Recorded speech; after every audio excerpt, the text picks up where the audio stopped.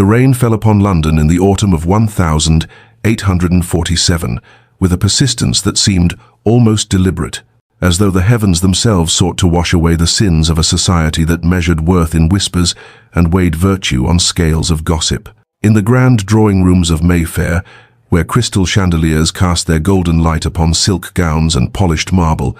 the season's newest debutantes curtsied and smiled, each hoping to secure the future that glittered just beyond their gloved fingertips. Yet there were names no longer spoken in those perfumed halls, names that had once echoed through ballrooms with promise, and now existed only as cautionary tales whispered behind painted fans. Lady Eleanor Ashford was such a name,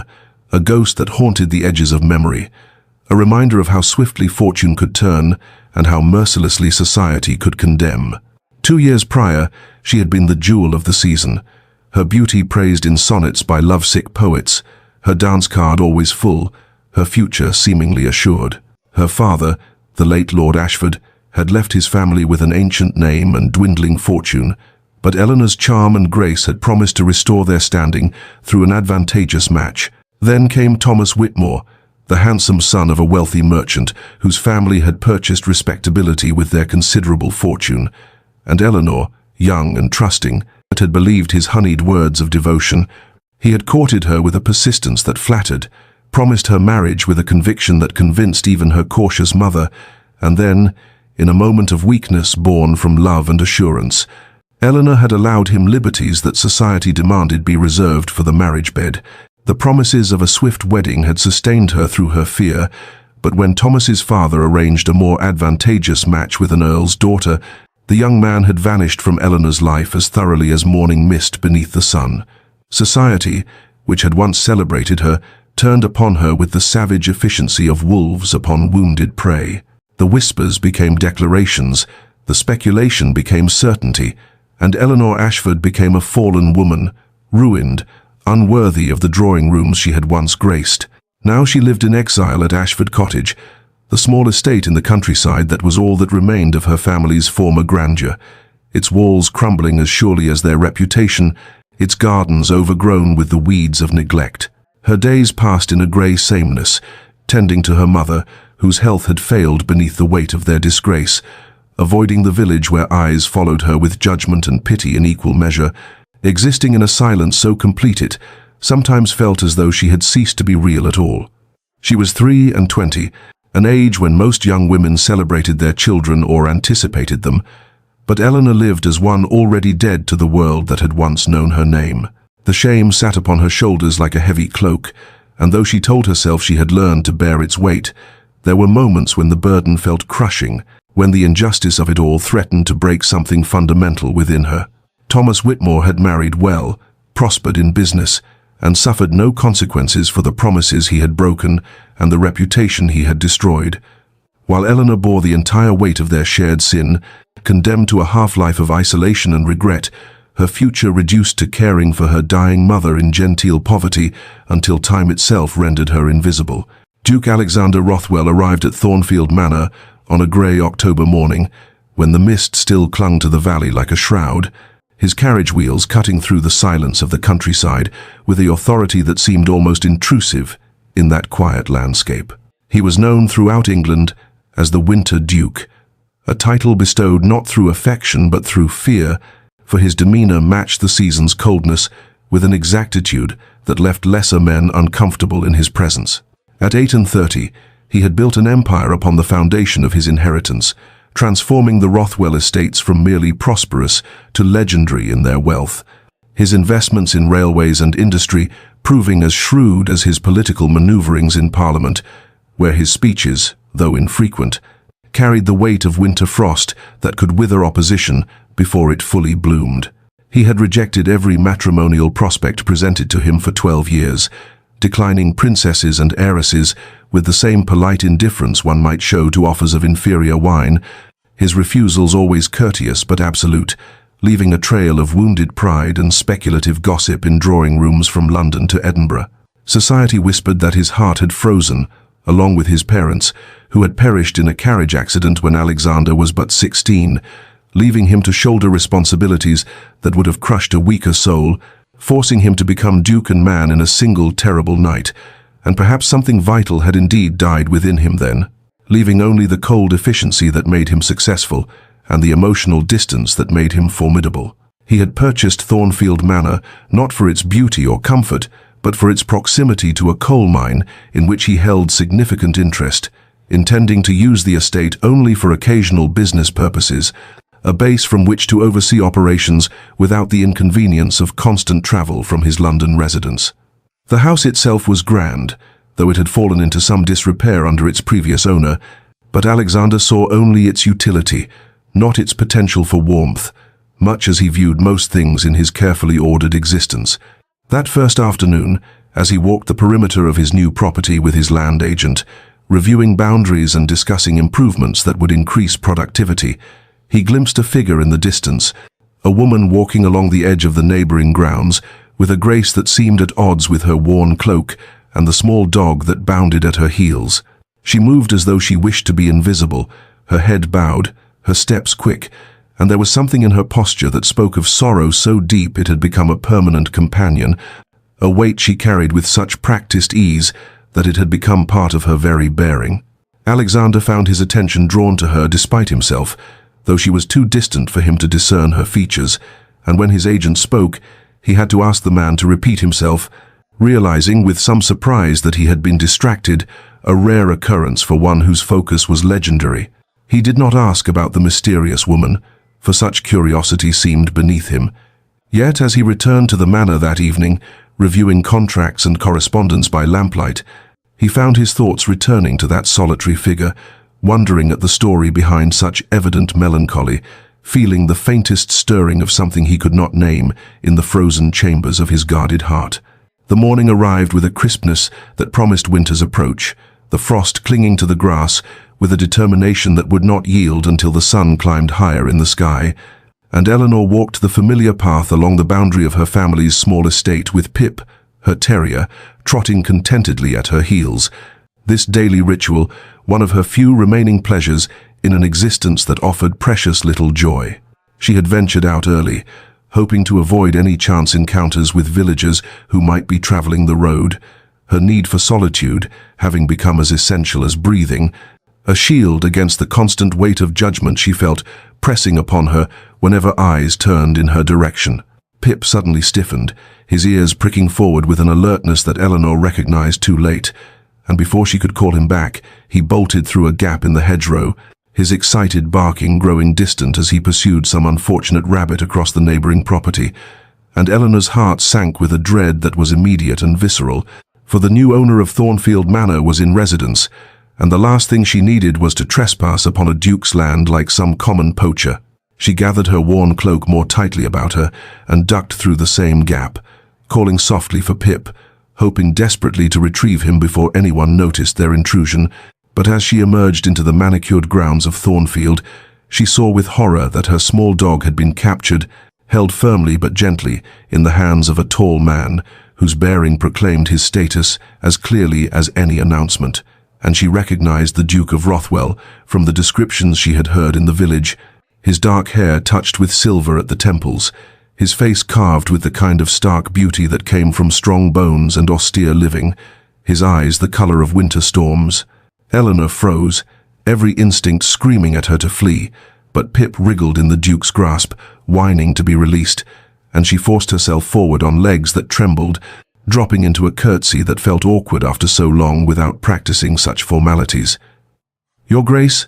I apologize most profusely for the intrusion," she said, her voice barely above a whisper, her eyes fixed firmly on the ground before his boots, which were, she noticed, perfectly polished despite the morning's dampness. "The dog is mine, and he escaped my supervision in pursuit of a rabbit." Alexander studied the woman before him with an intensity that was habitual, noting the quality of her cloak despite its obvious age, the way she held herself with a dignity that seemed at odds with her evident anxiety, the manner in which she refused to meet his eyes, as though she expected condemnation or worse from any man who might look upon her. "What is your name?" he asked, his voice carrying the cool precision that made lesser men uncomfortable, though he kept his tone deliberately neutral, curious about this mysterious woman who walked his neighbor's grounds like a ghost. "Lady Eleanor Ashford, "Your Grace," she replied, the title sounding strange on her lips after so long in exile, and she finally raised her eyes to his face, just briefly, before dropping them again. And in that fleeting glance, Alexander saw something that struck him unexpectedly, a sadness so profound it seemed to have carved itself into her very features, yet beneath it, a spark of something unbroken, a core of steel that suffering had not managed to destroy. He held out the terrier, and she stepped forward to take him, her hands trembling visibly as they brushed against his own, and he noted the way she flinched at even that innocent contact, as though she expected cruelty from every quarter.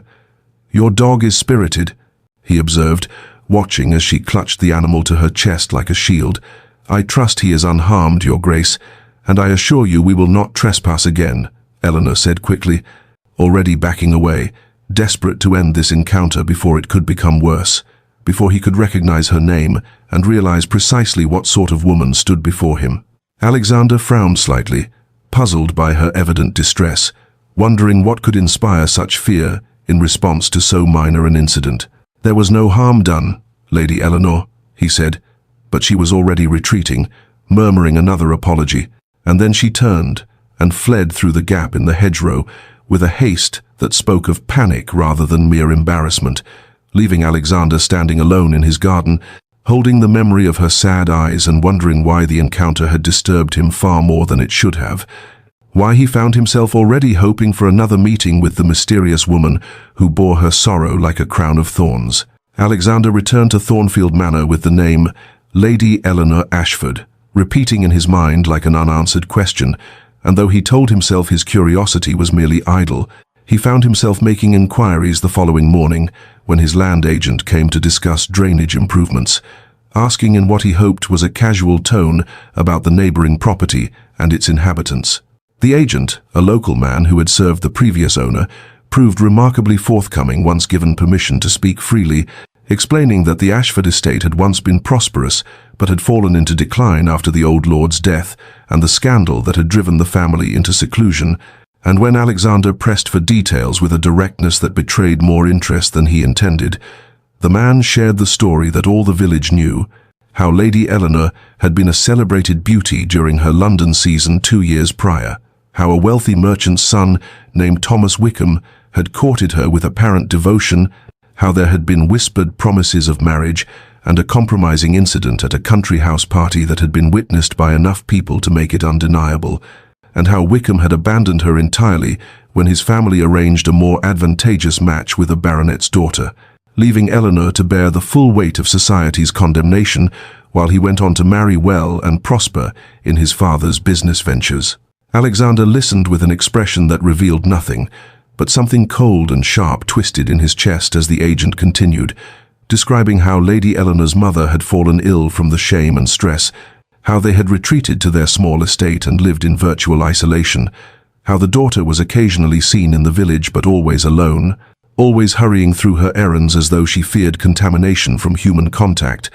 and how the village itself was divided between those who pitied her and those who judged her as a fallen woman who had brought her ruin upon herself through improper behavior. That afternoon, Alexander's solicitor arrived from London with contracts requiring review, and over dinner, the man mentioned having heard that the Duke had encountered Lady Eleanor Ashford, warning, with the careful concern of a long-time retainer, that association with her could prove damaging to his Grace's own reputation, that society had long memories for such scandals, and that it would be wise to maintain a proper distance despite their proximity as neighbors. Alexander dismissed the concern with a coolness that discouraged further comment. But alone that evening in his study, he found himself profoundly disturbed by the profound injustice of Eleanor's situation, the way one man's cowardice and dishonor had destroyed a young woman's entire existence, while he himself suffered no consequences whatsoever, and the thought stirred something in him that he had not felt in many years, a rage that was both hot and cold simultaneously, directed not at Eleanor but at the society that had condemned her while absolving her seducer. He remembered suddenly his own mother, who had been judged harshly by the highest circles for having married his father, a second son with more charm than fortune, how she had endured whispers and cuts direct from women who considered themselves her betters, and though his parents had been devoted to each other until their deaths, His mother had never been fully accepted by the world into which she had married, and perhaps that early lesson in society's cruelty had planted seeds that, now, seeing Eleanor's desperate eyes and fearful demeanor, finally took root in soil long frozen by grief and isolation. Alexander sat long into the night, the contracts forgotten before him, thinking of a woman who walked like a ghost through her own life, and feeling an unexpected kinship with her sorrow, recognizing in her isolation something that mirrored his own self-imposed exile from human warmth, and understanding with a clarity that surprised him that Lady Eleanor Ashford was not a fallen woman, but rather a woman who had been pushed, and that the difference mattered more than society would ever acknowledge. 3 days after their encounter in his garden, Eleanor returned from the village to find her mother's maid waiting at the cottage door with news that sent a jolt of alarm through her chest, the woman explaining in hurried whispers that a physician had arrived unannounced, sent by the Duke of Rothwell to attend Lady Ashford, and Eleanor's first instinct was to refuse this charity, to send the man away with polite but firm insistence that they required no assistance. But when she entered her mother's chamber and saw the doctor already examining her with gentle competence, saw the hope flickering in her mother's weary eyes,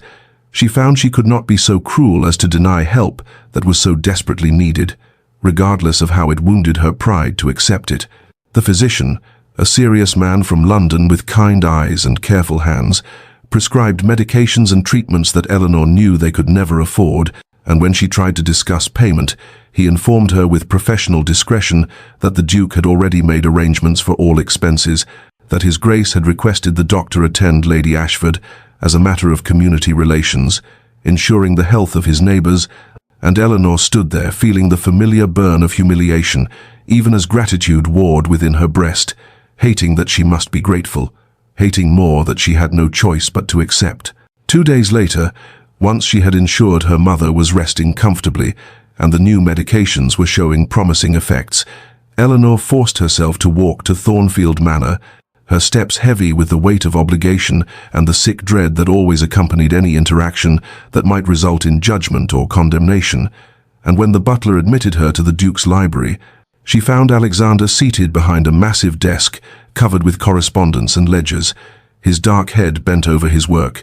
and for a moment before he noticed her presence, she observed him unguarded, noting the tension in his shoulders and the stern set of his mouth, the loneliness that seemed to emanate from him like winter cold. He rose immediately upon seeing her, his expression shifting to that careful neutrality she was beginning to recognize as his habitual mask, and Eleanor dropped into a curtsy before speaking the words she had rehearsed during the long walk.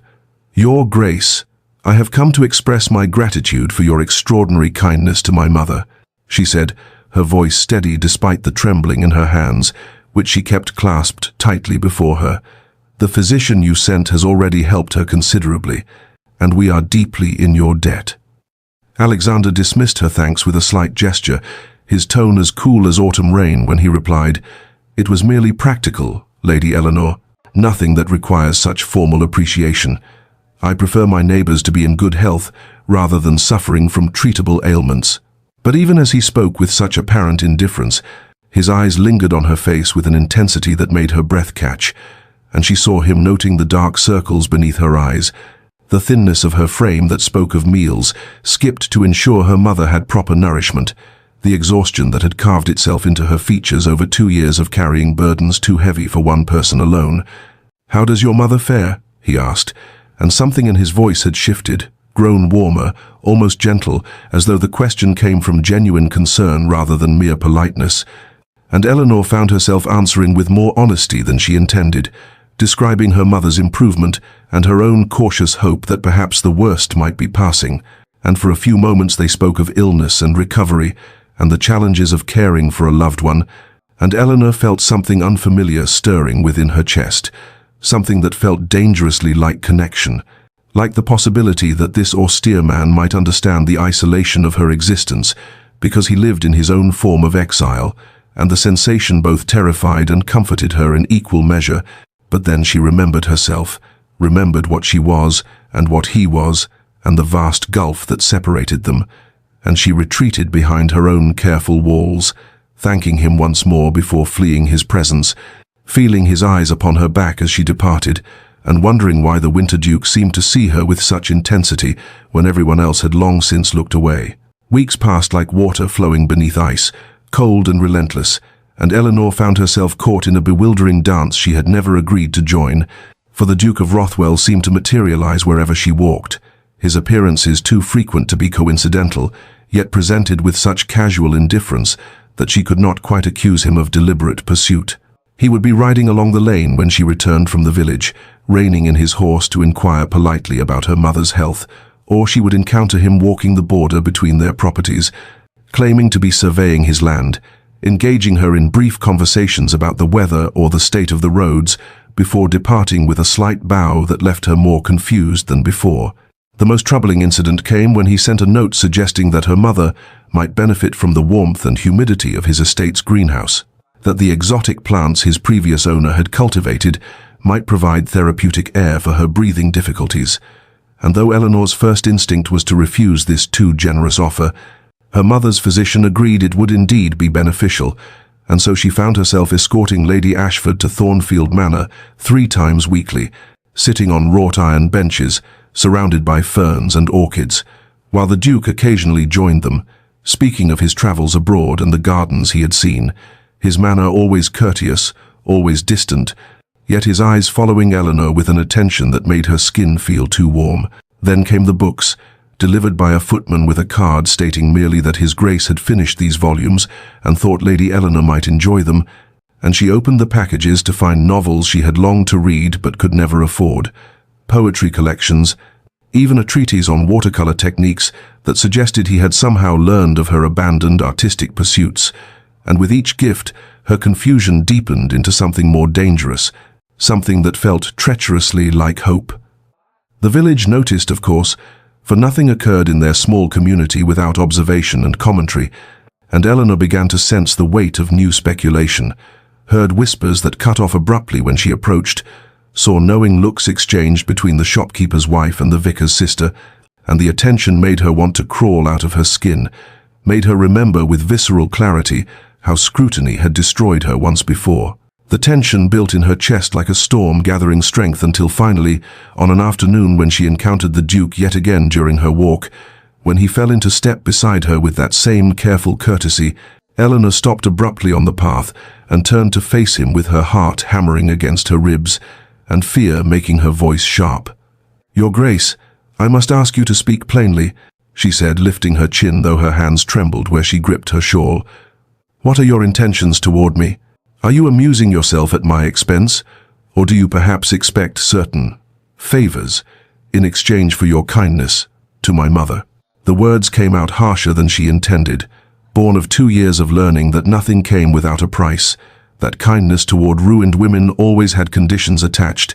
and she watched his face carefully, waiting for the mask to drop, for the proposition she was certain must come. But what she saw instead made her breath catch in her throat, for Alexander's expression shifted from polite neutrality to something raw and wounded, shock flashing across his features as though she had struck him physically,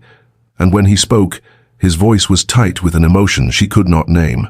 "You think I would? Lady Eleanor, I assure you I have no such dishonorable intentions," he said, and for the first time since she had known him, the Winter Duke's careful control cracked just enough to reveal something human beneath, something that looked almost like hurt, and Eleanor felt sudden shame mixing with her fear, uncertain now whether she had protected herself or merely wounded someone who had shown her nothing but unexpected kindness. That evening, Alexander stood alone in his library long after darkness had fallen, staring into the fire without truly seeing the flames, his mind replaying Eleanor's words with the precision of a man who had built his fortune on remembering every detail of every negotiation. And what disturbed him most was not her accusation itself, but the weary resignation in her voice when she made it, as though she had been expecting such dishonor all along, as though kindness shown to her must inevitably conceal ulterior motives, and he found himself wondering what his mother would think of him now, whether she would recognize the cold creature he had become after her death, a man so armored against feeling that an honest gesture of compassion could be mistaken for manipulation.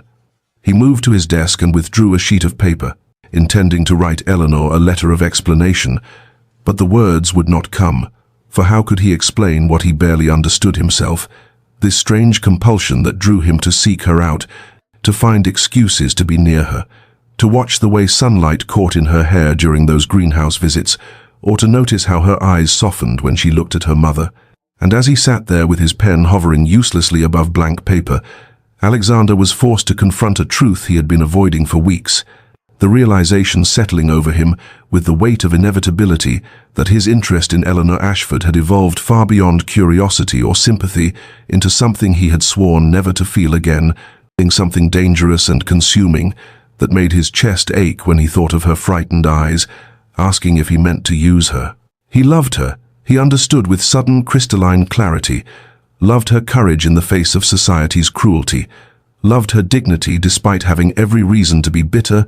loved the way she had rebuilt a life from ruins and cared for her mother with tireless devotion, loved her wariness because it spoke of intelligence rather than naivety, and the recognition of this love brought not joy but a cold dread, for he saw with equal clarity that his attention had brought her nothing but increased scrutiny and pain, that the village gossip he had dismissed as inconsequential was to her a return to the nightmare of public judgment, and he, in his arrogant assumption that his position could protect her, had instead made her a target once more. The next morning, Alexander gave orders to his household that he would be traveling to London on business, that he would not be returning for some weeks, and though his butler looked surprised at this sudden departure, no questions were asked, and Alexander rode away from Thornfield Manor without allowing himself to look toward the small cottage where Eleanor lived, knowing that if he saw her, he might not have the strength to do what honor demanded, which was to remove himself from her life before he caused her further harm. The withdrawal was absolute and immediate. No more chance encounters on walking paths, no more books delivered, no more invitations to the greenhouse, and Eleanor, returning home after 3 days had passed without any sign of the Duke, told herself firmly that she was relieved, that his absence proved she had been right to question his motives, that a man of his station had no genuine interest in a ruined woman beyond whatever amusement or advantage he might gain. Yet the hollow feeling in her chest suggested her heart had not received this rational message, and when her mother, whose health had indeed improved remarkably thanks to the treatments the Duke had provided, commented gently that his Grace had seemed a kind man despite his fearsome reputation, Eleanor found herself confessing in a voice barely above a whisper that she had accused him of dishonorable intentions and driven him away, and her mother's sad understanding, the way she took Eleanor's hand and said nothing because what comfort could words provide, only made the ache sharper. As autumn advanced and the Duke's absence stretched from days into weeks, Eleanor discovered that loneliness could be measured in degrees, that the isolation she had endured for 2 years had been bearable in its constancy. But this new solitude, sharpened by the brief glimpse of connection she had experienced, cut deeper than anything she had known before, and she caught herself listening for hoofbeats on the lane, watching for a tall figure in the distance, hoping despite all reason that perhaps she had been wrong, that perhaps his kindness had been genuine after all. But the Duke of Rothwell did not return, and Eleanor was left to acknowledge, only to herself in the darkness of sleepless nights, that somewhere in those few weeks of careful conversations and unexpected gestures, she had allowed herself to hope for something she had believed forever lost, and the return to hopelessness was a grief all its own. The frost came early that October, settling over the countryside like a shroud, and with it came news that made Eleanor's blood run cold, for word spread through the village that Mr. Christopher Hartley, the merchant's son who had destroyed her life 2 years prior, had purchased property in the neighboring parish and would be taking up residence with his wife and young family before the month's end. And Eleanor felt the walls of her small world closing in with suffocating finality, knowing that she could not bear to encounter him regularly, could not endure the sight of his domestic happiness built upon the ruins of her reputation, and could not survive the casual cruelty she knew would come whenever their paths crossed. She tried to convince herself that perhaps he would not recognize her, that perhaps he would have the decency to avoid her, but such hopes were shattered on a grey Thursday afternoon when she ventured into the village to purchase thread and writing paper, necessities she could not avoid, despite her dread of public spaces, and as she stood at the draper's counter counting out her carefully hoarded coins, she heard a voice behind her that sent ice through her veins, that familiar jovial tone saying, "Good heavens, can it truly be Eleanor Ashford?" How extraordinary to find you still lingering in this dreary little corner of England." She turned slowly, her packages clutched against her chest like a shield, and to find Christopher Hartley regarding her with an expression of amused condescension. His expensive coat and polished boots, a stark contrast to her faded cloak, his wedding ring catching the light as he gestured carelessly, and when she did not respond, frozen by the shock of confronting him after 2 years of haunted memory, he stepped closer and continued in a voice pitched to carry across the shop, "I had wondered what became of you after that unfortunate business in London. Tell me, have you been well? Have you found any gentleman willing to overlook your, shall we say, damaged circumstances?" The cruelty was deliberate, the reference to their past intimacy unmistakable, and Eleanor felt rather than saw the other customers in the shop turning to stare, felt the weight of their judgment settling upon her shoulders once more, and when she tried to speak, to defend herself or simply to flee, no words would come, her throat closing against the humiliation as Christopher continued with false sympathy. "Of course, I married quite advantageously, as you may have heard. My wife is the daughter of Sir Edmund Fairfax, a considerable fortune and impeccable breeding. We have 2 children now, a third expected in spring. Life has been remarkably kind to me." Before Eleanor could force her paralyzed limbs to move, before she could escape this nightmare-made flesh, an older woman near the counter, Mrs. Blackwood, the vicar's widow who had always been among Eleanor's harshest critics, spoke loudly enough for all to hear. Shameless, absolutely shameless, showing her face in decent society as though she has any right to stand among respectable women, and the condemnation, coming after Christopher's public reminder of her ruin, shattered the last of Eleanor's composure, and she fled the shop without her purchases, half blind with tears, her footsteps echoing on the cobblestones as she ran toward home, toward the only sanctuary she had left. That evening, sitting beside her mother's bed with trembling hands and a heart that felt as though it might crack open entirely, Eleanor made a decision born of desperation and the certain knowledge that she could not survive if she remained, telling her mother in a voice that shook despite her attempts at calm that they must leave, that she would seek a position as governess abroad, perhaps in France or Italy where no one knew her shame, where she might build some semblance of a life away from the endless judgment and the casual cruelty of those who had once been her peers. And though her mother's eyes filled with tears, though Lady Ashford reached for Eleanor's hand with fingers that had grown stronger thanks to the treatments the absent Duke had provided, she did not argue, and understanding with the wisdom of a woman who had also suffered society's censure that sometimes survival required flight, and together they agreed that within a fortnight they would depart England forever, leaving behind the cottage that had been both prison and refuge, abandoning the last remnants of the life Eleanor had once known. And as Eleanor lay sleepless that night, she told herself that this ending was inevitable,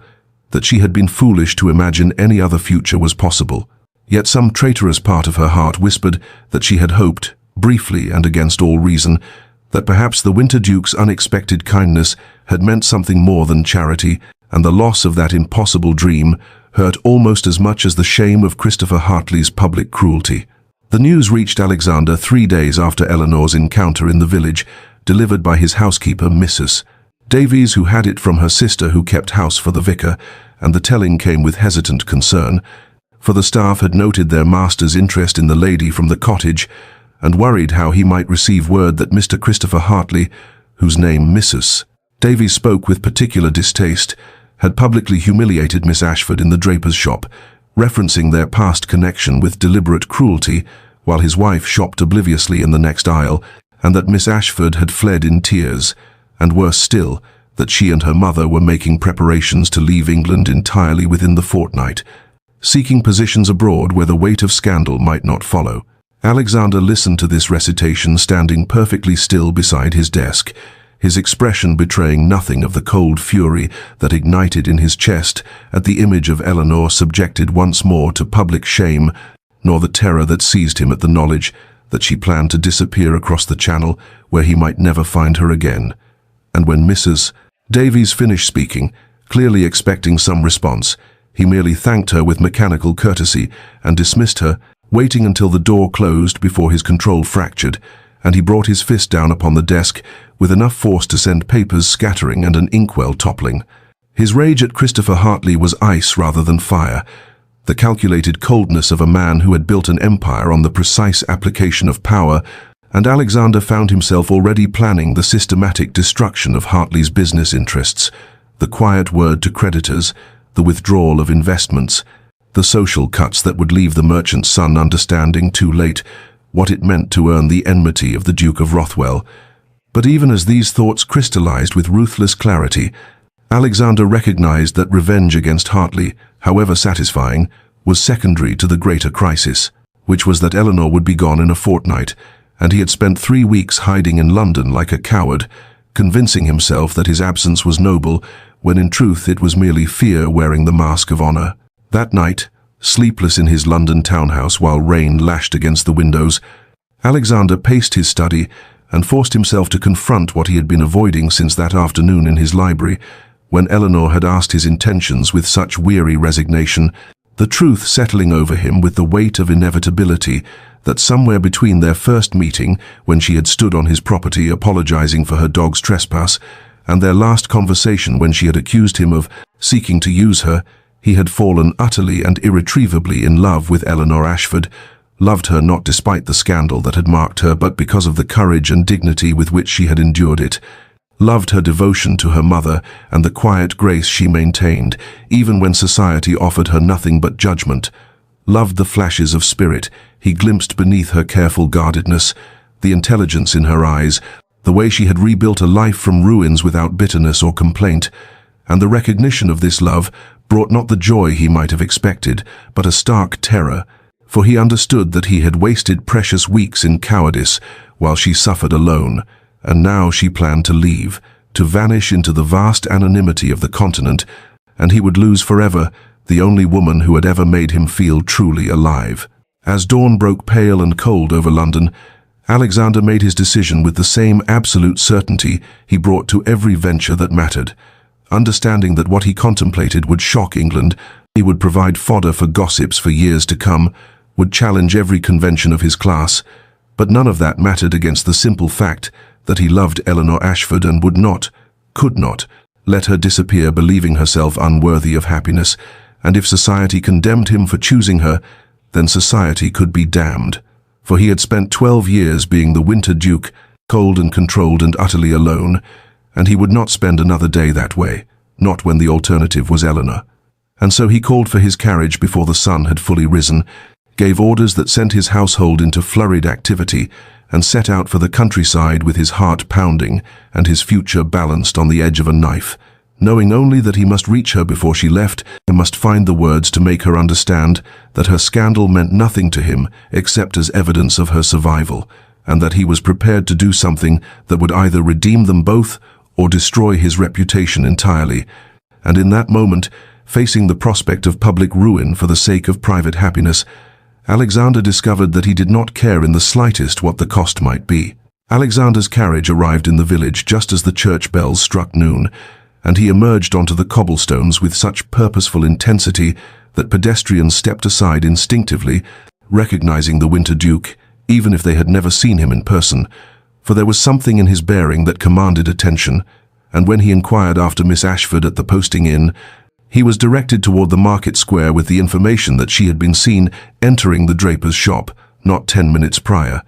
And so Alexander made his way through the narrow streets with his heart hammering against his ribs in a most unfamiliar manner, only to hear before he rounded the final corner a woman's voice raised in righteous indignation, carrying clearly across the square with words that made his blood run cold. "How dare you show your face among decent women? How dare you stand in this shop as though you have any right to be served alongside respectable matrons? Have you no shame whatsoever? Miss Ashford, or should I say the woman who was once Miss Ashford, before she threw away her virtue and her family's good name." Alexander quickened his pace and emerged into the market square to see a scene that would be seared into his memory forever. Eleanor standing frozen before the draper's shop, with her market basket clutched white-knuckled against her chest, her face drained of all color, while a fashionably dressed woman who could only be Mrs. Christopher Hartley stood barely 3 feet away, pointing at Eleanor with theatrical outrage as a crowd gathered with the horrible fascination that witnesses a public execution, and Eleanor seemed unable to move or speak, merely stood trembling as the condemnation washed over her. and Alexander felt something crack open in his chest at the sight of her suffering, at the injustice of this woman who had never known struggle, condemning Eleanor, who had survived what would have broken lesser souls. His arrival caused a ripple through the crowd, whispers of the Duke and Rothwell, spreading outward like stones dropped in still water, and when Christopher Hartley himself pushed forward with an expression of false bonhomie, clearly not yet understanding the danger he faced, extending his hand and saying with forced joviality, "Your Grace, what an unexpected pleasure to find you in our humble village. I trust you are finding the neighborhood to your liking." Alexander did not take the offered hand, did not acknowledge the greeting, but instead moved past Hartley as though he did not exist and went directly to Eleanor, positioning himself between her and Mrs. Hartley with deliberate protection, and when he turned to face the crowd, his expression was the cold mask that had earned him his reputation. The Winter Duke, in full Arctic fury, and the square fell silent, with an almost audible snap of attention, for everyone present sensed that something momentous was about to occur, that the careful social order they had always known was balanced on the edge of transformation, and Eleanor, still frozen behind him, felt through her shock and humiliation a flutter of something that might have been hope or might have been terror, for she could not imagine what the Duke intended, could not understand why he had come or what he might do, knew only that for the first time since Christopher Hartley had spoken her name in the draper's shop 3 days prior, she was not alone in her shame. Alexander's voice, when he spoke, carried across the market square with the same cold authority he used in Parliament when ending careers with a single speech. And he addressed not Christopher Hartley directly but rather the assembled crowd, speaking as though reciting facts for a legal proceeding, his tone devoid of emotion but weighted with absolute certainty as he said,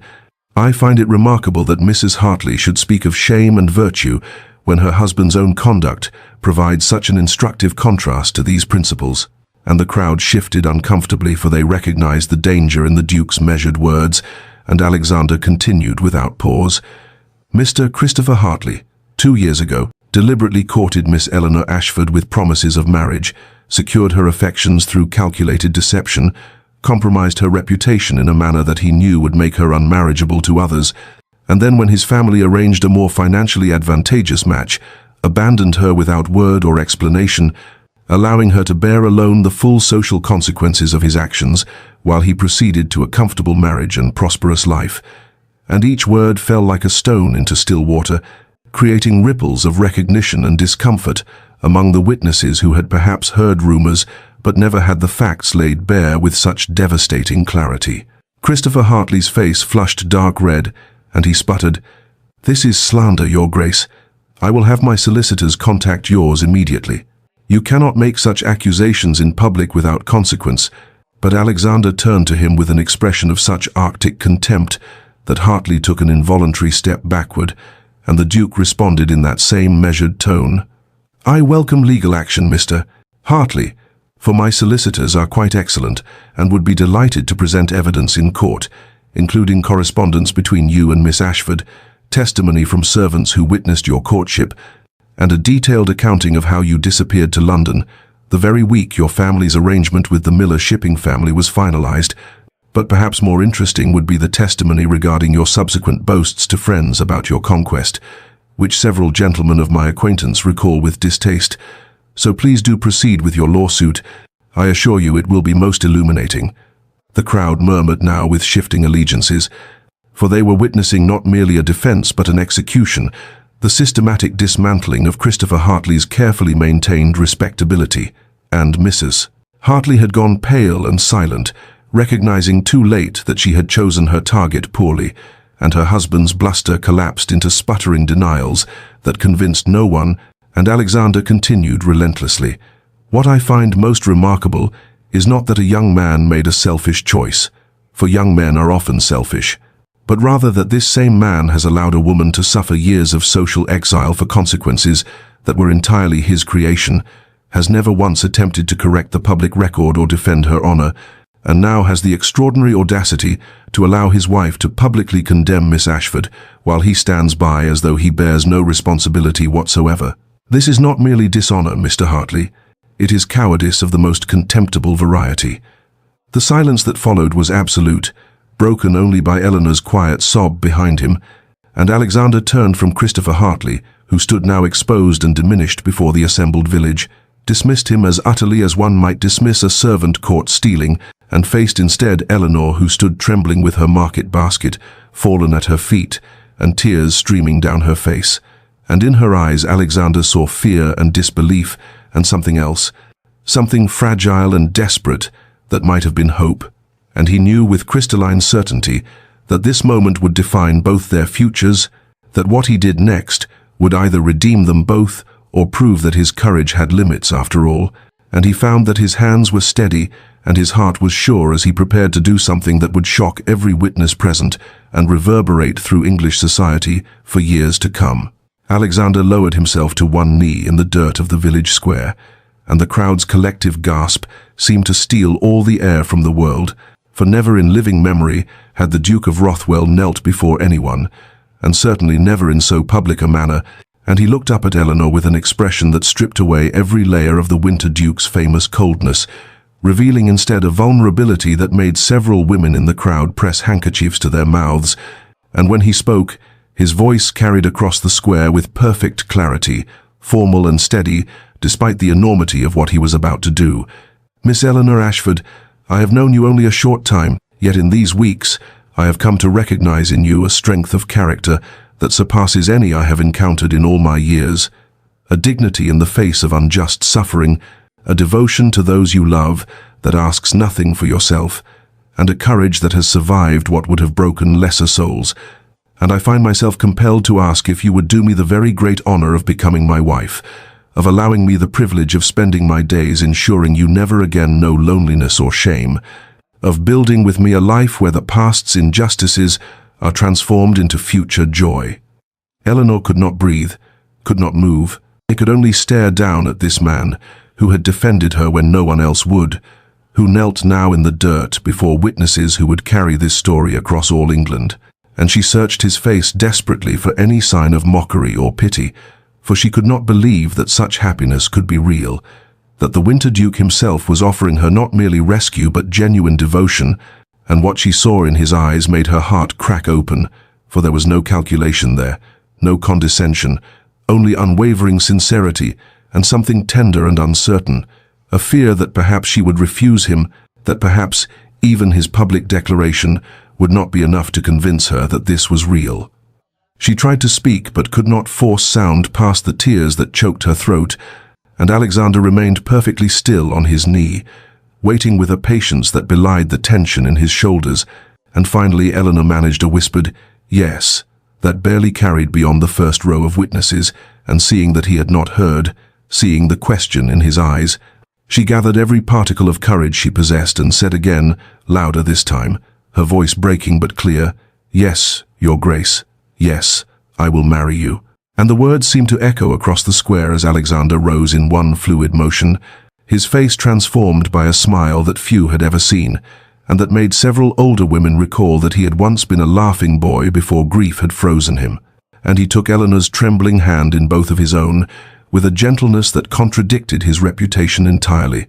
and the crowd erupted in a chaos of shocked exclamations and frantic whispers, for they had witnessed something that would be spoken of for generations, the moment when the coldest duke in England knelt in public to propose to the woman society had condemned as ruined,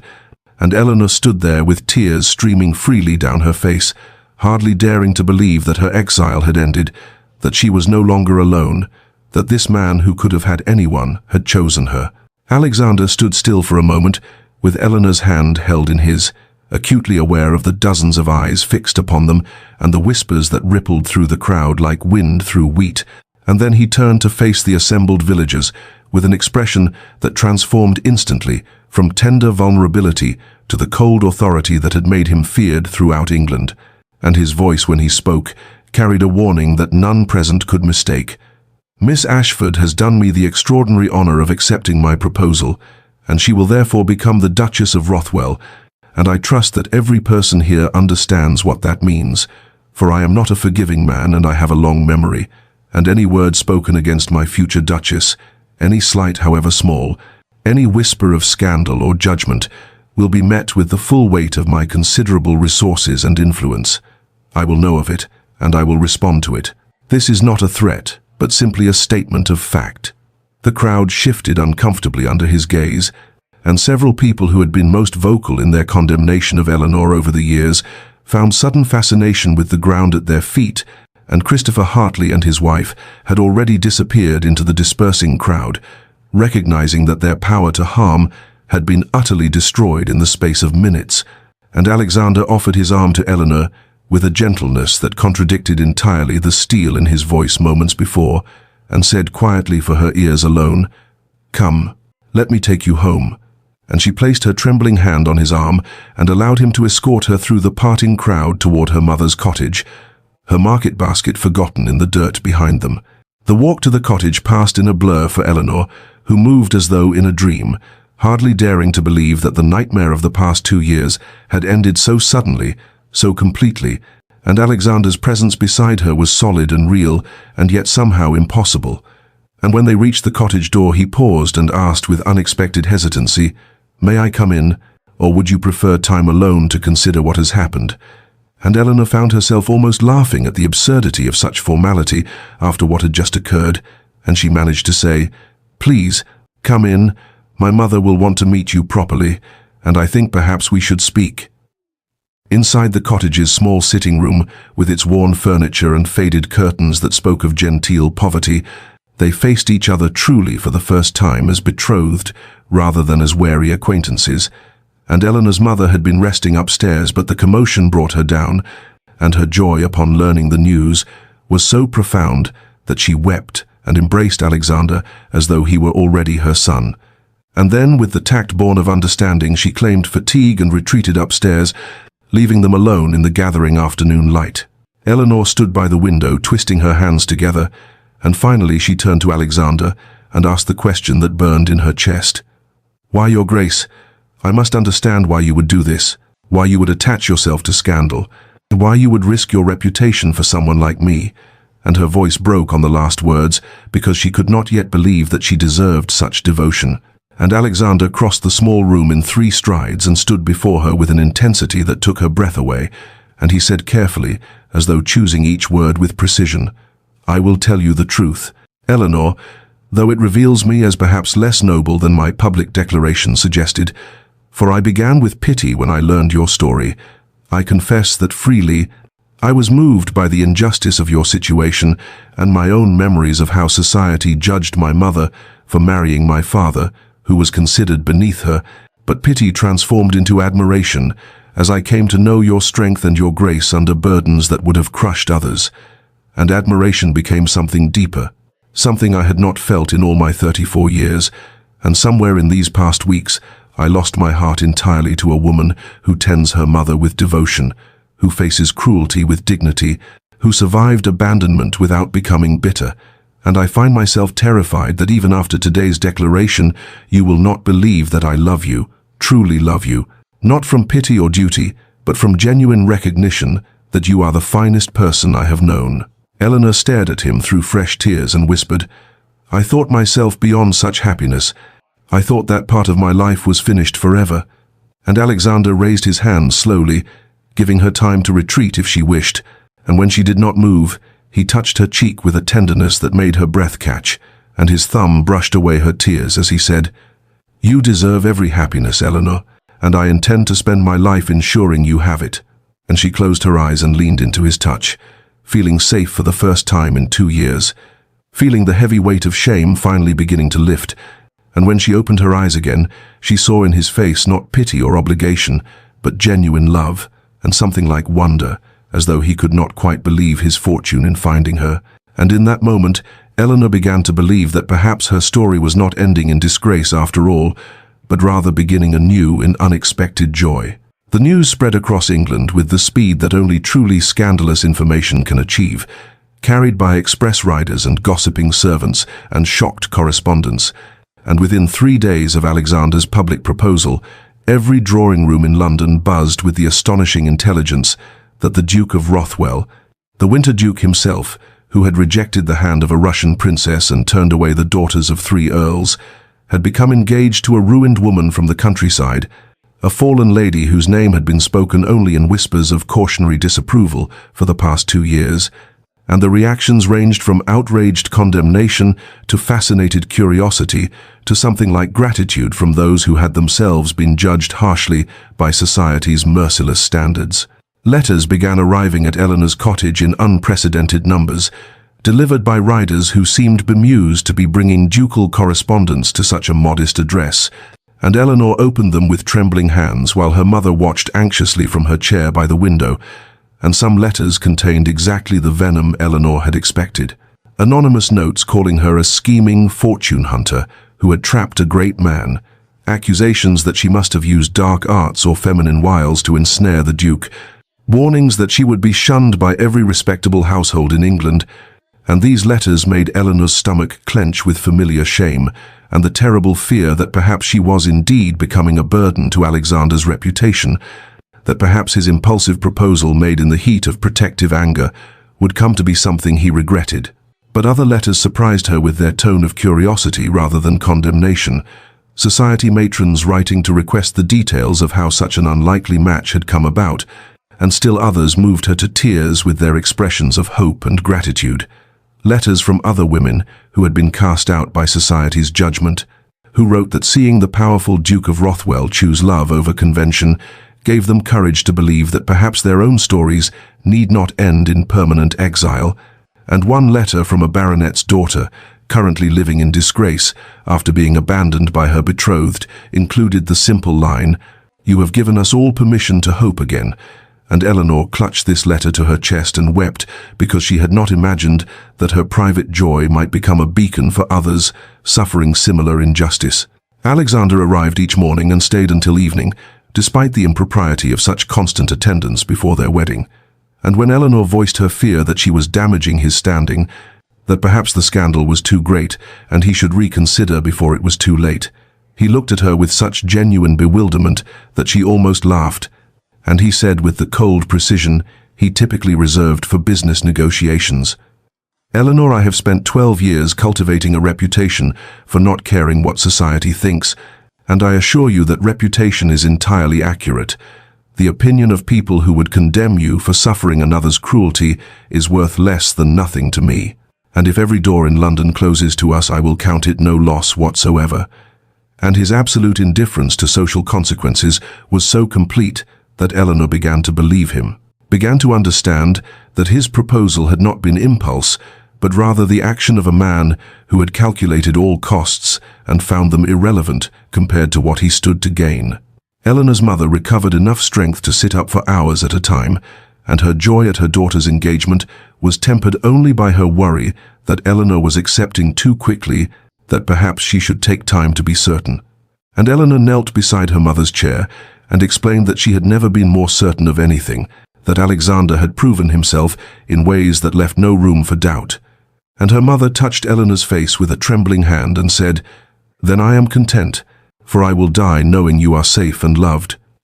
And Eleanor insisted fiercely that her mother would live to see grandchildren and many happy years, and they both wept and laughed together in the cottage that had been their prison, but would soon be only a memory. The wedding was planned for a month hence, a modest ceremony that Alexander arranged with surprising efficiency, and Eleanor found herself learning to accept that this happiness was real, that she deserved it, that her story was not ending in shame, but rather beginning again in unexpected grace. The weeks between betrothal and wedding became for Eleanor a time of careful discovery and gentle transformation. As Alexander arrived each morning at the cottage with an intentionality that spoke of courtship rather than mere duty to a woman already promised to him, and she realized with growing wonder that he was learning her as though she were a book he wished to read thoroughly, asking questions about her preferences and her past that no one had bothered to ask in years, and when she mentioned offhandedly that she had once loved wild roses more than the cultivated varieties, because they grew with such fierce determination in unlikely places, he arrived the next day with an armful of them gathered from the hedgerows, and she understood that he heard not just her words, but the meanings beneath them. He discovered her abandoned watercolors tucked away in a trunk, the paints dried and the brushes stiff from 2 years of neglect, and rather than simply replacing them, he sat with her and asked about each painting, listening as she explained the scenes she had captured before her world collapsed, and his genuine interest in her artistic eye moved her nearly to tears.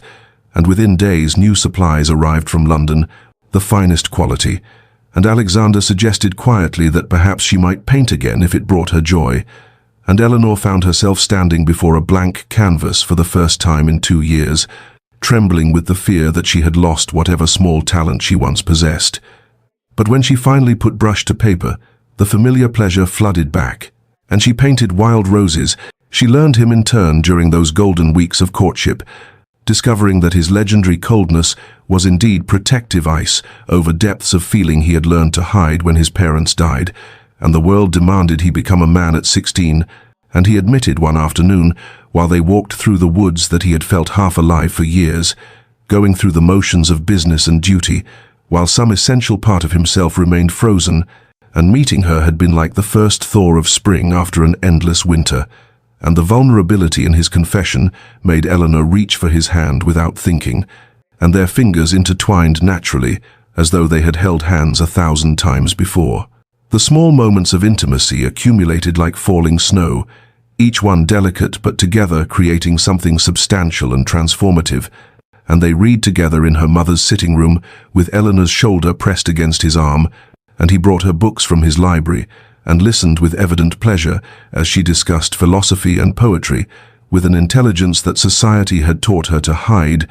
And one evening when a thunderstorm swept across the countryside, and Eleanor confessed with embarrassment that she had feared storms since childhood, Alexander simply drew her into his arms and held her while thunder rolled overhead, and she felt safe in a way she had forgotten was possible. And when the storm passed and she looked up at him with gratitude, he kissed her forehead with such tenderness that she understood. His love was not passionate declaration, but rather steady devotion, the kind that would weather all storms. Her mother watched their courtship with joy, tempered by the knowledge that her time was limited, though the physician Alexander had sent reported that she was stronger than she had been in months, and Eleanor suspected that her mother's improvement came not from medicine alone, but from the relief of knowing her daughter would be cared for. And one afternoon, when Alexander had gone to attend to business matters, Eleanor's mother took her hand and said, "He loves you truly, Eleanor. I see it in every glance, and more than that, he respects you, which is rarer and more valuable." And Eleanor nodded because she had come to see this truth herself, that Alexander valued her opinions and her strength rather than merely tolerating them, and this recognition made her love him more deeply than she had thought possible. The gradual thawing of both their guarded hearts happened in increments so small that Eleanor could not point to any single moment of transformation,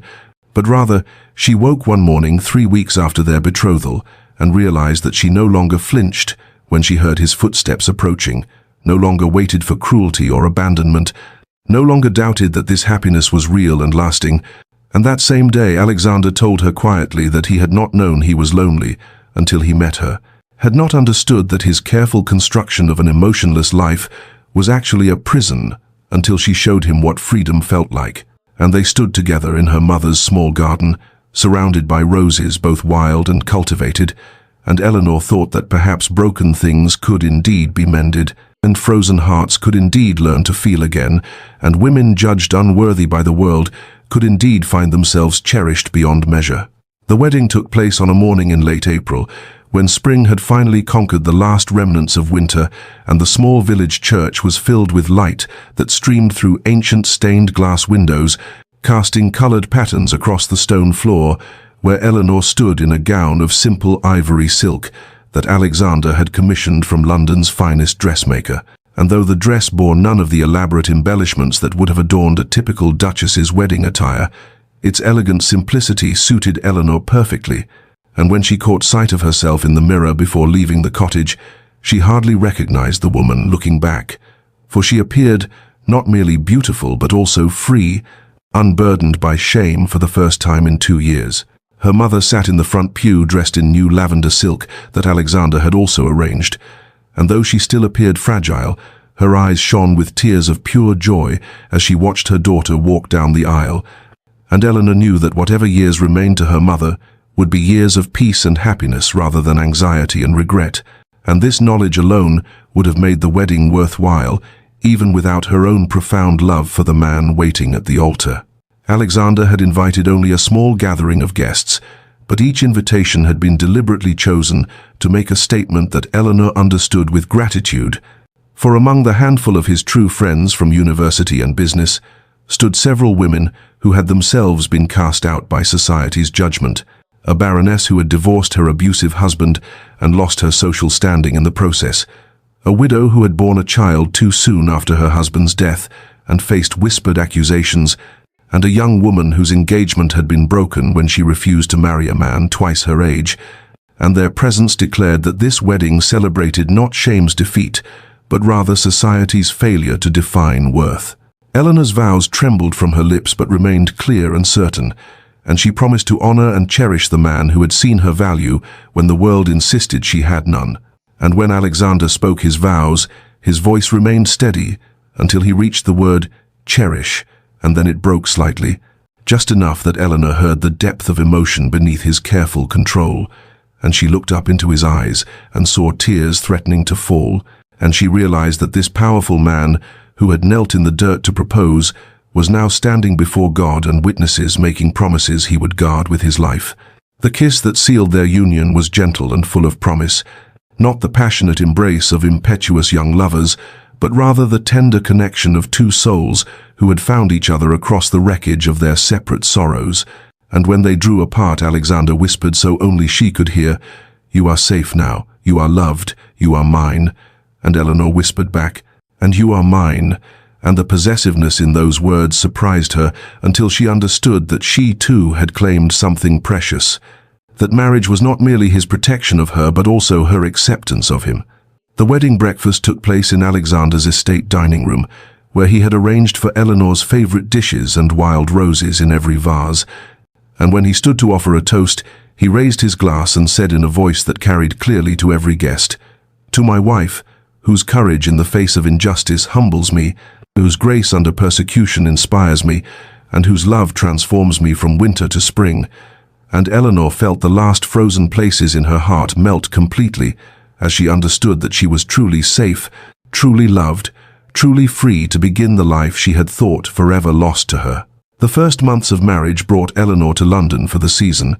and though Alexander had assured her repeatedly that she need not face society if she preferred the quiet of the countryside, she understood that avoiding the ton entirely would only confirm their judgment of her as ashamed and unworthy, and so she steeled herself for the ordeal of appearing as the Duchess of Rothwell at precisely the social events that had once celebrated her and then cast her out, and her fear of the first ball manifested in sleepless nights and trembling hands, as her lady's maid dressed her in a gown of deep sapphire silk that Alexander had chosen because he said it matched her eyes. And when she descended the stairs of their London townhouse and saw him waiting in the entrance hall dressed in formal evening attire, the look of fierce pride and protective love on his face gave her courage she had not known she possessed. The ballroom of Lord Pemberton's mansion glittered with candlelight and jewels as Eleanor entered on Alexander's arm, and the immediate hush that fell over the assembled guests confirmed that her arrival had been anticipated as the scandal of the season, and she felt hundreds of eyes assessing her with curiosity and judgment. But Alexander's hand tightened on hers, and he led her directly to the center of the room without hesitation, claiming the first waltz with an authority that brooked no opposition. And as they moved together across the floor, Eleanor could hear the whispers, but also noted that Alexander's public devotion signaled clearly to all observers that she was untouchable, that any slight to the Duchess would be considered a slight to the Duke himself. And this protection allowed her to hold her head high even when Lady Ashworth turned her back deliberately as Eleanor passed, and when the Countess of Somerset offered only the barest acknowledgement required by politeness. Some matrons snubbed her outright, while others approached with thinly veiled curiosity, and Eleanor met each interaction with quiet dignity that neither apologized for her past nor begged for acceptance, and she watched Alexander watch her throughout the evening, with such evident pride that she realized he had not brought her to London to prove anything to society, but rather to prove to herself that she could face their judgment and emerge unbroken, and this recognition of his faith in her strength moved her deeply. The season progressed with a mixture of cold shoulders and cautious overtures, and Eleanor discovered that while some doors remained firmly closed, others opened unexpectedly when their hostesses recognized that the Duke's favor could be won through kindness to his wife, and she learned to navigate the treacherous waters of social obligation with grace, born not of desperation for approval, but of genuine indifference to the opinions of those who had judged her harshly. And one afternoon, a young woman named Miss Catherine Winters sought Eleanor's private audience, and with trembling voice admitted that she too had been recently compromised by a gentleman who now refused to acknowledge their understanding. And Eleanor saw in Catherine's frightened eyes her own past reflected, and she offered not merely sympathy but practical assistance, connecting Catherine with a respectable family, seeking a companion, and ensuring her references would not be questioned. And in that moment, Eleanor realized that her pain could indeed be transformed into purpose, that the very experiences that had broken her could now be used to help others whom society had cast aside, and she began quietly to make herself known as a woman who would assist those facing ruin, and this work of redemption gave her a sense of reclaiming not just her own life, but also offering hope to others trapped in similar circumstances, and she understood that she was beginning to reclaim herself, not as the innocent debutante she had once been, but as someone stronger, someone refined by suffering into a woman of genuine compassion and practical wisdom. A year had passed since Eleanor first faced London society as the Duchess of Rothwell, and in that time she had established a quiet salon in the drawing room of their townhouse, where women who found themselves cast out by society's harsh judgments could gather each Thursday afternoon for tea and conversation. And though the gatherings were never announced publicly, and no formal invitations were issued, word spread among those who needed such refuge that the Duchess offered not merely sympathy, but practical assistance in rebuilding shattered lives and reputations. And Eleanor discovered a profound sense of purpose in this work that transformed her own suffering into a gift she could offer others who walked the same painful path she had traveled. Alexander's business partner, Lord Henley, remarked to him one evening at their club that the Winter Duke had thawed considerably in the past year, and Alexander smiled rather than offering his customary cold dismissal. And Henley noted that the Duke now seemed warmer in his dealings, more apt to smile during negotiations, less ruthless in his business practices, though no less successful, and he observed that marriage clearly suited Alexander in ways that surprised all who had known him as the emotionally distant man who had built an empire on ice and calculation. And Alexander accepted these observations with quiet acknowledgement that Eleanor had indeed changed him fundamentally, had drawn him from winter into spring, and taught him that vulnerability was not weakness, but rather the foundation of genuine strength. The confrontation Eleanor had half dreaded and half anticipated arrived at the Duchess of Marlborough's autumn ball when she encountered the merchant's son, Thomas Fielding, standing near the refreshment table with his wife, a pinch-faced woman whose dowry had been substantial enough to overcome any concerns about her husband's past indiscretions, and Eleanor felt Alexander tense beside her as Thomas turned and their eyes met, and she could see in Thomas's expression the same casual cruelty that had once devastated her but which now seemed merely pathetic, the posturing of a small man who had mistaken manipulation for power. And when he opened his mouth to speak, Eleanor lifted her hand slightly and said in a voice clear enough to carry to nearby guests, "Mr. Fielding, I must thank you for the service you rendered me some years ago, for in abandoning me you led me directly to my true husband, and I thank God daily that you proved faithless, for had you kept your promises, I would have been trapped in a life of profound unhappiness, with a man of weak character, whereas your betrayal freed me to find genuine love with a man of honor." Thomas's face flushed dark red, and his wife stared at Eleanor with shock, while several nearby guests paused their conversations to observe the exchange. And Thomas sputtered something about Eleanor's impertinence, but Eleanor merely smiled with genuine peace and continued, "I hope your marriage brings you whatever happiness you deserve, sir, and I wish you good evening." And she turned away with Alexander's arm supporting her, and she could feel his fierce love and pride radiating from him as they moved across the ballroom. And she knew from the pressure of his hand on her waist that he understood this moment, marked her complete liberation from the past, her full healing from wounds that had once seemed fatal. And later that night when they returned home, Alexander held her close and told her that watching her face Thomas with such grace and strength had filled him with awe, and Eleanor realized that she was indeed fully healed, fully free, no longer defined by what had been done to her, but rather by what she had chosen to become in spite of it. And the merchant's son who had once held such power to wound her was now nothing more than a distant memory, rendered powerless by the depth of her joy and the security of her love. 5 years had passed since that autumn day when Alexander knelt in the village square,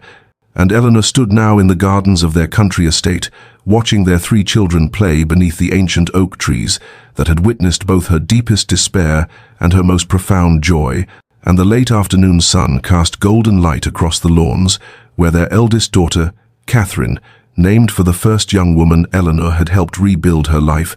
chased butterflies with the concentrated determination of a 5-year-old, while their twin sons, William and James, barely 3 years old, tumbled together in the grass with shrieks of laughter that carried on the summer breeze.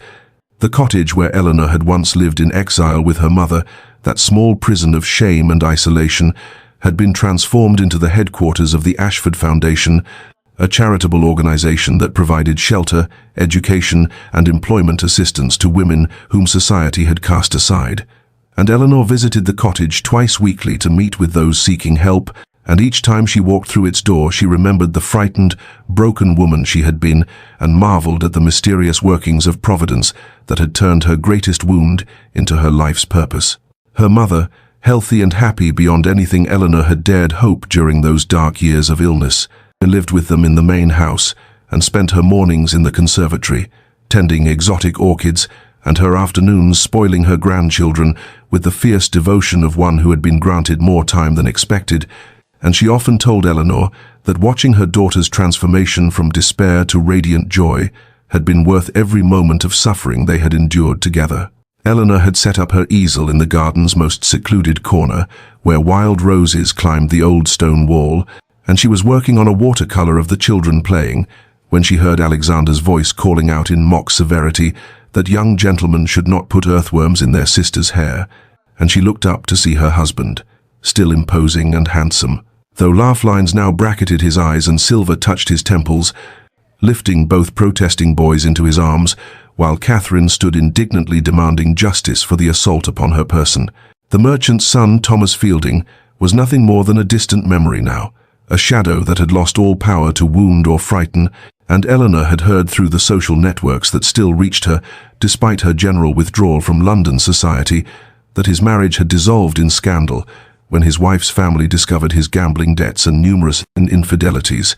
And while Eleanor felt no pleasure in his downfall, she recognized with quiet satisfaction that the universe had its own way of balancing accounts without her needing to harbor bitterness. She reflected often on the strange and winding path that had brought her from that terrified girl who believed her life was over, to this woman who had found not merely happiness, but genuine fulfillment, and she understood with the clarity that only suffering can teach that her scandal, once her deepest wound and source of unbearable shame, had indeed become the pathway to her greatest blessing. For had Thomas kept his false promises, she would have been trapped in a shallow existence with a man of weak character, whereas his betrayal had freed her to find a love so deep and true that it had transformed not just her circumstances, but her very soul. Alexander set the boys down with a warning to behave and walked toward Eleanor's easel, and she watched him approach with the same flutter of joy she had felt on their wedding day, and when he reached her side, he studied her painting with genuine appreciation before leaning down to kiss her temple and murmur that she had captured Catherine's fierce spirit perfectly in the tilt of her painted head, and Eleanor set down her brush and turned to embrace him, breathing in the familiar scent of him and feeling the absolute security of his arms around her, and she knew with certainty that she would never cease being grateful for the gift of this man who had seen her at her lowest and chosen to lift her up rather than walk past. Evening had settled over the estate with that particular quality of summer twilight that turns everything golden and soft, and Alexander found Eleanor sitting alone on the terrace, overlooking the gardens where their children now slept peacefully in the nursery, and he settled beside her on the stone bench and asked quietly what occupied her thoughts, and Eleanor turned to him with eyes that still held traces of the tears she had shed earlier while putting Catherine to bed, tears of gratitude rather than sorrow, and she admitted that she had been remembering that autumn day, 6 years past, when he had knelt in the village square before dozens of witnesses and asked her to be his wife, and she confessed that even now the memory had the power to move her profoundly, for it represented the moment when her life had pivoted from despair toward hope, from isolation toward belonging, from shame toward redemption. Alexander took her hand in his, studying her face in the fading light, and he said with quiet conviction that kneeling before her that day had been the easiest decision of his life, that he had been far more terrified she would refuse than concerned about what society might think. And he told her what he had never quite articulated before, that she had saved him as surely as he had saved her, for before he met her, he had been living a half-life, successful in all material measures, but empty of genuine connection or joy. And she had taught him that true strength required vulnerability, that love demanded courage, that the walls he had built to protect himself had actually imprisoned him. Eleanor leaned against him and felt his arms encircle her with the same protective tenderness he had shown from their earliest days together. And they sat in comfortable silence as the stars began to emerge overhead, and she thought about the mysterious workings of providence that had transformed her deepest wound into her greatest blessing. And she understood that without the suffering she would never have developed the compassion that now defined her life's work, would never have appreciated the rarity of genuine love, would never have learned that her worth was not determined by society's judgment, but by her own choices and the quality of her heart. Dear listener, if you find yourself in a season of judgment, if the world has labeled you unworthy or ruined or beyond redemption, know that their assessment is not the final word on your story. For true worth is never determined by the opinions of those who lack the vision to see beneath surfaces or the courage to challenge convention. And remember that love and redemption often come from the most unexpected places, arriving when we have ceased hoping for them, and that the patience to endure suffering and the courage to remain open-hearted despite pain can transform our deepest wounds into sources of wisdom and compassion that bless not only ourselves but all those whose lives we touch. Your darkest moment, the crisis that seems to end all possibility of happiness,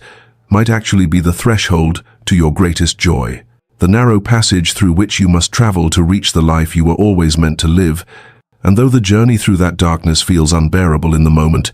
trust that you are being refined rather than destroyed, shaped rather than broken, prepared for blessings you cannot yet imagine. Hold fast to your dignity, guard your heart without closing it entirely,